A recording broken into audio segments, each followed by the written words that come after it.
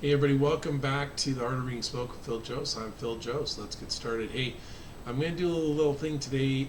So what I did is I cut this video and I have us arriving. There's this short arrival sequence, and this is just a videographer. It sounds like if you watch the real original video, it's an off-duty firefighter, and they're going to go by pretty fast. So I've just slowed it down, and we're going to take a look at some of that and then some of the fire behavior over the course of time. So the first thing I'm going to do is just show you the slow down video, the slow-mo video 2 times, and just see what you can see and sort of figure it out from volume, velocity, density, color, and then we'll go back and we'll analyze that. Now, credit to the Jersey Shore Fire Response. This is their video. There's links in the show notes, and we appreciate them putting it up here. And so we're going to get going. So a couple of slow-mo views as we go by the house.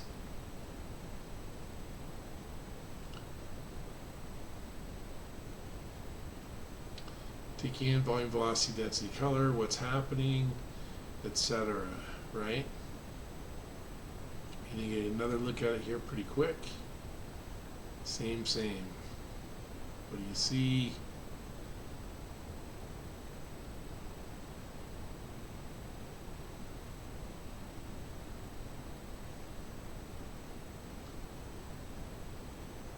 Alright, so let's go back. I'm going to go back now, right? We're going to stop there, we're going to go back.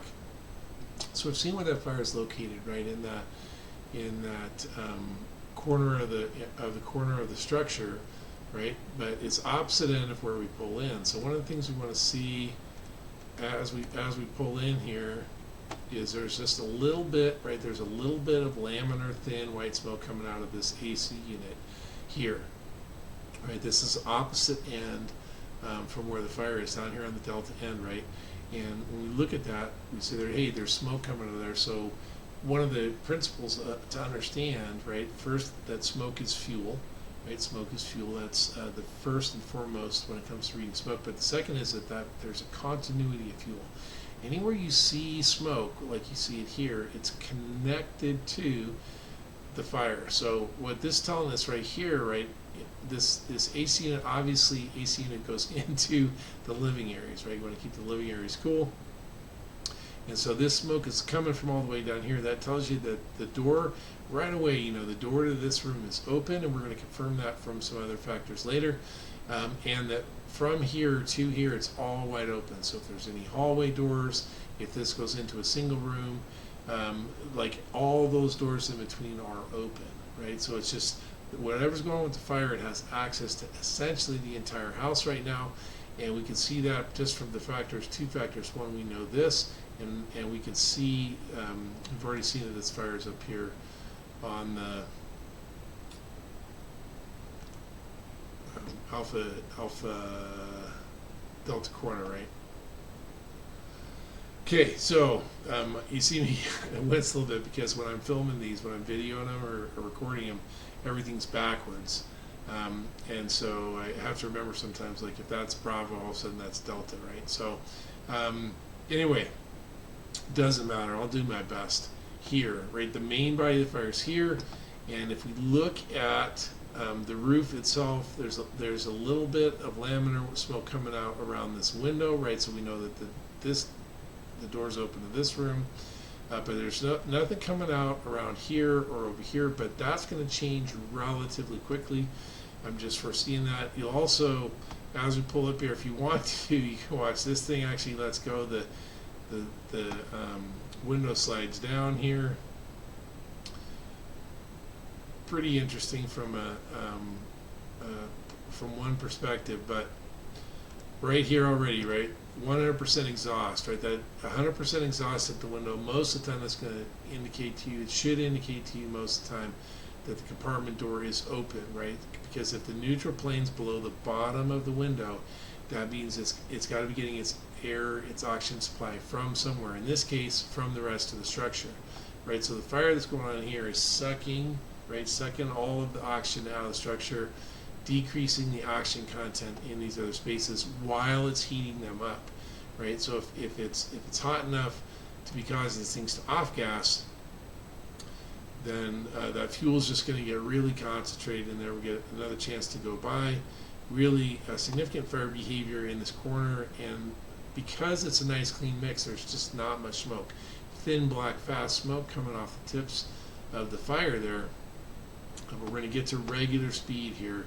Now, one of the reasons I chose this video is it does, even during the video, it's like 8 minutes or something before the first fire engine shows up. Some command officers show up, but I assume, my assumption is it's a volunteer area, because you can hear on the radio, if you go to the original video, you can hear them saying on the radio, the engine's in service with a full crew, or we're almost in service with a full crew, right? That language means likely, right, that it's a volunteer agency.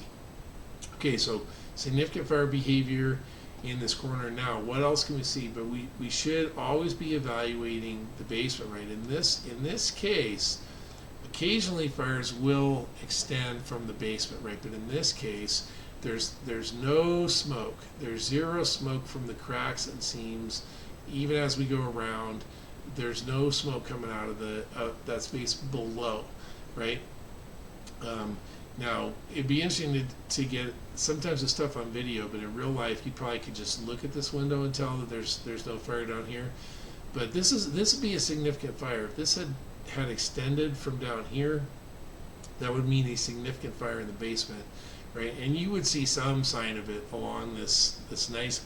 I mean, one of the things I like about it is like this color scheme gives us a real clear visual of where floor one overlaps a little bit, right? This is going to overlap a little bit to the concrete foundation, right? So pretty much right away rule out a basement fire, even though there's a low. This is drop down. Again, that's something that's really easy to see if you're on scene to interpret, is drop down stuff that's on fire on the ground versus the fire being inside the basement area, right? So nice clean mix here, so the volume of smoke is low, but we can see that there's actually significantly more smoke already, and in very short order, the smoke behavior over on this end of the house has now really gone up in a relatively short period of time. It's really gone up over here, significantly coming out of this window. Also, we're going to see it. It's a little bit hazy right now because the smoke's hanging low to the ground, but we're going to see that front door, and you're going to see that there's a significant, especially if we look at this time, right, another minute or so later, look at how much smoke's coming out of there. Now, you could call that low volume, but I'm talking relative to what it was a few minutes ago, right? And because this fire is using up all the air, the oxygen in this space, right, we're actually going to see this fire behavior decrease because it's going to start to become dependent on getting air, in the bottom of the window. As long as that neutral plane is low enough, it's going to prevent it from doing that. But you can see right now it's starting to actually pull air in to support its own combustion. Now, increasing volume, velocity, density, color around the structure, right? And we're going to see a couple of different times. We're going to see windows break, and we're going to get a lot of volume, lots of turbulent, thick black smoke, followed by fire. Sometimes fire comes right away. Sometimes the smoke goes for a little bit, right? But each time we see an opening created, we're going to see rapid increases in volume, velocity, density, color, because it's already preheated, right? It's already ready to go. And so all it's looking for is the right mix, right? It's already the right temperature. It's just trying to find the right mix in order to light off. Okay, the police do a good job here. They're gonna pick up the pup and get the pup out of the way. The pup's obviously scared. And first command officers get here. They do a nice 360. They pull big propane, 50-pound propane tank out of the way, so it's not right up against the structure, right? So taking the actions that they can while they're waiting for the first unit to arrive. If you want to go to the original video, you can watch the fire attack, you can watch all that stuff, right? We're just looking at this from a reading smoke perspective. One of the things that we want to do with reading smoke is be able to understand what's going on and see these things develop over time, which is why I think this is so valuable, so we can understand. We take these pictures and they go in our brain, they give us a good mental model of the fire behavior before and after. So if we arrived at any given point during this, our mind would already sort of be able to picture what was going on before, right here, this window's about to break here. Right, see that rapid increase. I'm just going to pop it back there because it happens really quickly. Right, there's some smoke coming out here, but watch the window break, and then watch how quickly, right, that just becomes a lot of turbulent thick black smoke. Anyway, you have these mental models that help you help your mind understand what happened before and what's likely to happen next. Right, so first command unit's arriving. We'll get back around the front, and that window at the front door, now that's let go, and you can see again, smoke is fuel. This is actually smoke coming out of the door and then lighting off. And you're going to see it's going to be right temperature, right mix only for a brief period of time, and then it's going to become too rich.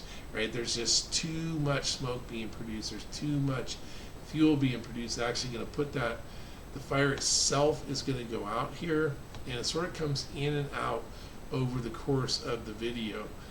Right, look at that, just right there. So this is not burning on the inside. This is smoke auto-igniting outside the structure, right? So vent point ignition indicates very high temperatures inside.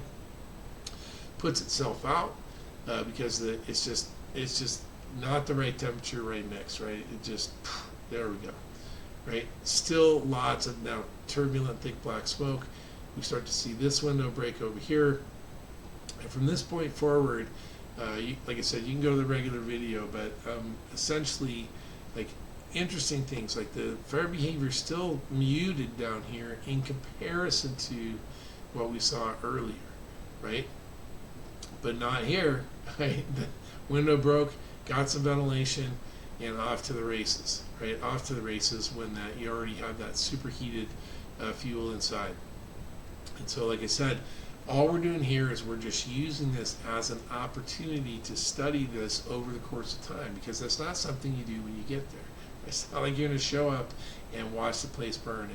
And the way that real houses with real furniture and all that kind of stuff, the way this happens, you need to have a good mental model to be able to attach to a fire that you arrive. Say, hey, I've seen this before, right? And you don't say that in your head, but your mind is very, very good at picking these things out. Okay, so it's one of the things we do in the Reading Smoke curriculum when I'm teaching it. We watch video right early. You know,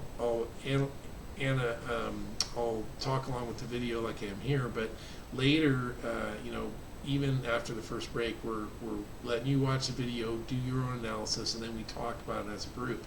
Right, and it's getting this really good understanding. What's happening now, being able to predict what happened before, being able to predict what's likely to happen in the future, so that you can intervene in an effective way as fast as possible to protect the citizens you serve. All right? So thanks for being here today for the Art of Reading Smoke with Phil Jose. I'm Phil Jose, and we'll see you next week. Thanks.